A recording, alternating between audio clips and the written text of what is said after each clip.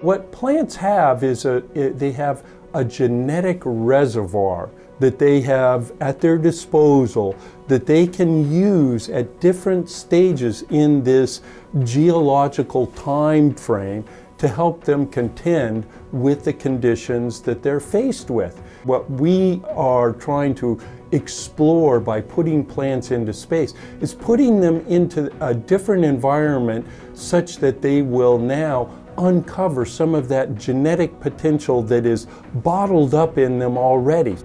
I have known Chris Kimmel for a long time, and I appreciate that he's a terrific innovator in terms of trying to coach and encourage scientists from the University of Kentucky and elsewhere to explore things in a different way. Previously, I was president of the Kentucky Science and Technology Corporation, which is a nonprofit company that its job is to kind of push the envelope in Kentucky in the areas of technology and innovation. So I had known Joe from my previous work. When they launched Space Tango a few years ago, it was natural, because I'm an experimentalist, to suggest to Chris and Twyman, oh, maybe we can put some plants in space and do some experiments looking at plants that have the potential to bring new therapeutics back to Earth and help us explore those. Because we fundamentally believe that today and in the future, there will be discoveries, there will be developments, there will be things manufactured in space with the materials, medical devices, biological products, etc., that will open up complete new areas of understanding and ultimately save lives on Earth. The facility we're in right now, which is Space Tango headquarters, which is where everything is developed and designed and ultimately built, we also have just behind me a full mission operations center. And that center offers us 24-hour data, audio, and visual access to the astronauts. And so when any of our experiments are being manipulated or worked on the space station, our engineers, our staff are on the console communicating directly, visually and audio with the astronauts. A unique opportunity not only for the people who work here, but for the universities and for the students. We have a lot of students who come through here as well, because they can do things here that they cannot do in most places in the world. Dr. Chappell contacted us to do some basically exploratory research with some of his plants that they are using in the lab. And through that process, I met Chase, and I asked him to kind of come on and help us as a contractor, basically look into more of that biological side. I work as plant physiologist consultant to the private enterprise Space Tango and helping them optimize growth parameters, preparing biological materials for things that are going to go to the International Space Station. So really optimizing the media concentrations of the various hormones, salts, and things that plants require. Sort of just optimizing the physical parameters, the amount of media used, the types of tubes or boxes that are used, sterilizing the seeds so that you don't get any other unwanted contamination when they're grown in that closed environment. And there's some things that you can test on Earth and you can't test on Earth.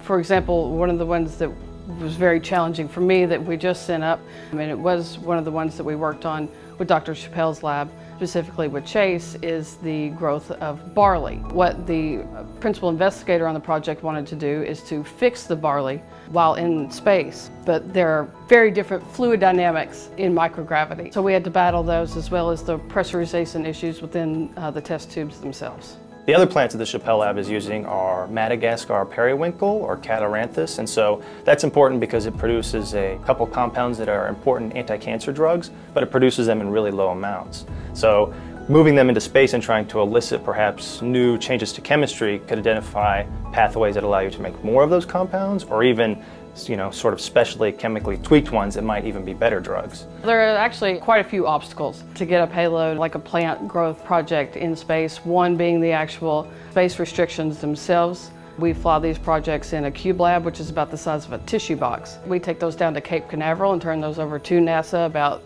3 to 5 days before the launch. They generally go up on a SpaceX Falcon 9 rocket. It takes about 2 days to get to the space station, and then within about 24 to 48 hours, the astronauts physically take the payload and install it into our Tango Lab facility. It stays there for about 28 to 30 days. Now, the next real challenge for us is to be able to bring those plants back to Earth and now look at them for their chemistry. We've now got to have very incisive insight into the chemistry, the molecules of life in those plants, and try to tease out what are the unique ones that might have additional applications. Might be for a chemotherapeutic agent, antimicrobial or antifungal reagent, or it might have something to do with a neurological condition. I think there's just tons of opportunities for both self-intellectual growth and then also being able to take what you've learned and apply it to bigger problems, right? And I think we have a great community for being able to do that. We are doing work right now, not in the future, but right now in pharmaceuticals, in cancer, in Parkinson's disease, Alzheimer's, cystic fibrosis, etc. These are very, very complex, difficult issues and diseases and systems. It's going to require, again, a lot of knowledge, and much of that knowledge resides within universities. I don't think I would have ever imagined this a few years ago without that interaction with Chris Kimmel and Twyman.